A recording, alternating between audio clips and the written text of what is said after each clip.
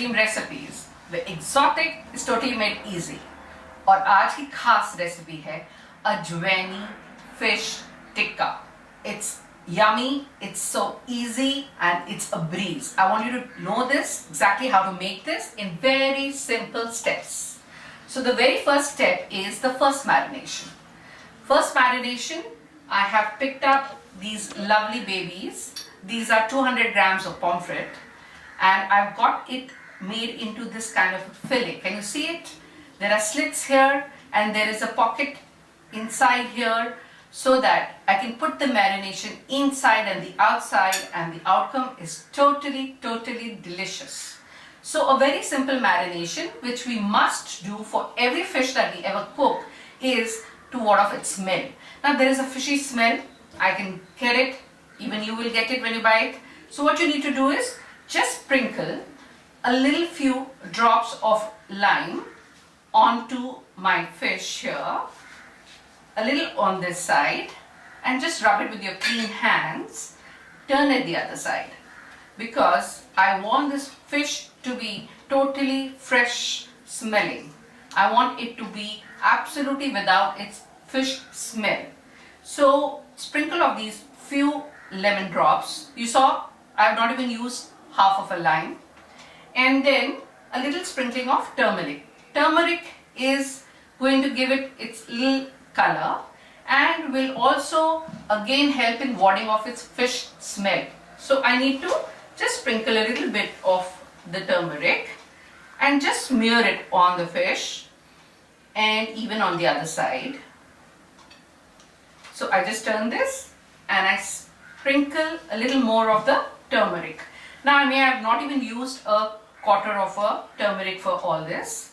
I just basically want to smear this completely with that, and then of course salt. Very little of it, because I'm going to use salt ultimately in the second marination. So I don't want it to be very salty. The fish has its own saltiness. It comes from the sea, so obviously it is definitely having its own saltiness. So salt will keep a tad less. So I again turn this around and sprinkle a little more salt on the other side. Was that difficult? Not at all. A breeze, and my fish is ready with the first marinade. I'll let this babies sit for at least 10 minutes so that all this works on my fish and I get a very fresh smelling fish 10 minutes later. So I shall see you after 10 minutes. और अब 10 minute के बाद हम करेंगे अपना second marination. So for the second marination, you have to use very few ingredients. They are all here. I'll explain it to you and I will show it to you also.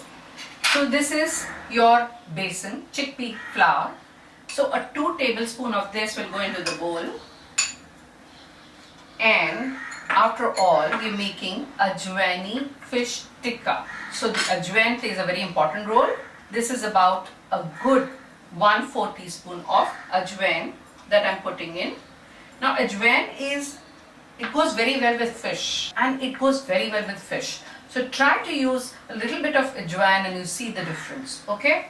Now this is my red chili paste. Just red chilies soaked in warm water and then churned into this paste.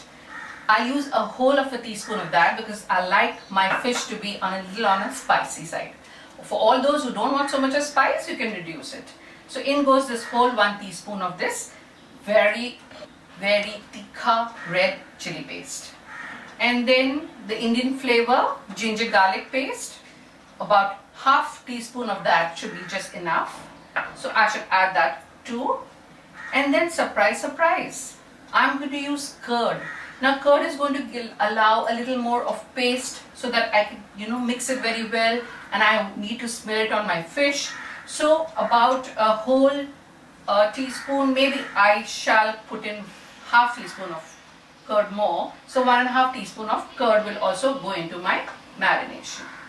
So all this, I shall just gently mix this. You can see that the chickpea flour is coming together with all the spice, and then I shall even use a little bit of this mustard oil. Now mustard oil is made for fish and mustard oil are engaged to each other. They really go very well. So just about a teaspoon of that will go into my paste and it will give it that mustardy flavor. Eventually this fish is going to be even fried in this, okay, and that too half fried. So I shall add this 1 teaspoon of mustard oil, and now the paste is all coming together. You can see it. It's all coming together now, and I need to add salt because I put in very little salt here. So a good helping of my salt. I don't want my fish to be bland. Without the salt there's no taste. So I need to add the salt and mix it. And the very last thing that I'll need to use is this garam masala. Now I want my fish to have that kind of a tangy flavor. There's spice, but this garam masala which I made myself in the house of a little few of the whole spices. I shall show you a video of this garam masala soon. So just about a teaspoon of that sprinkled onto my paste will give it that awesome flavor. So I need to just mix this and just voila, my paste is ready. My paste is going to give it that awesome taste to my fish. So all I need to do is now smear my fish which I had marinated earlier with this paste here very generously, because I want this to really completely cover my fish and give it all the flavor that it ever requires. So with just these few ingredients, my fish will turn out to be the yummiest best. So a generous scoop again for the other fish, and I completely cover this. And this is how the entire fish from the front, the back, the pockets is completely covered with this marinade. That's all I need to do. I need to see that my entire fish front and back is completely covered with my marinade. And then I need to keep it for another 15 minutes now. और अब 15 minute के बाद कितनी सुंदर लग रही है ये fish, totally marinated, ready to be grilled, half fried. So I'm going to use a very healthy oil again, the same good old mustard oil, to half fry my fish. So the harmful properties of this oil is comparably very less than the cooking oil. So I recommend you to use this and only this. And then of course you know that the mustard oil needs to be first brought to a smoking point, then we reduce the flame and we start frying the fish. So I'll start and then add in about a cup full of this mustard oil. So let it just go on to my pan here, and I shall wait for it to turn to a little smoking point. So that should just take about less than a minute. See, it's reached the smoking point, so I shall just reduce the flame. And in fact, I think it's a good idea to just shut this now. The reason why we do this is because the coconut oil has a little rancid bitterness, and I don't want that coming into my fish. So this is a very good idea. Let it reach a smoking point, shut it, let it cool down a bit, and then use it again. So you can see that the oil has come to the little cooling point, which is the right time for me to restart my pan. And keep it a little onto the low flame, because the reason why I want the oil not to be very hot, because when this cold fish touches this particular oil, I don't want it to start burning. So very carefully I shall pick this up and lower this into the pan. Hear that? I can regulate the heat of the oil because it's not so hot right now. Let me increase the flame and place the other fish too. Wow, aren't they looking lovely? Floating in the pan. It's just like they're swimming in the sea. So I love the sizzling sound. It's so lovely. Music to my ears. So very gently, because fish is an extremely difficult thing for you to shallow fry or half fry, rather than your mutton and your chicken and vegetables, because the flesh is very, very tender. So I will be taking a little care before I turn my babies. So let me wait. I lower the flame now because I can see that the temperature of the oil is heating up now. And then after about a minute or two on one side, very gently I shall turn and flip it to the other side. Please watch and do this very, very carefully. So I just turn this the other side, and then you can see this. This is the cooked part, this is the uncooked part. Likewise, the other fish also is ready for the turning.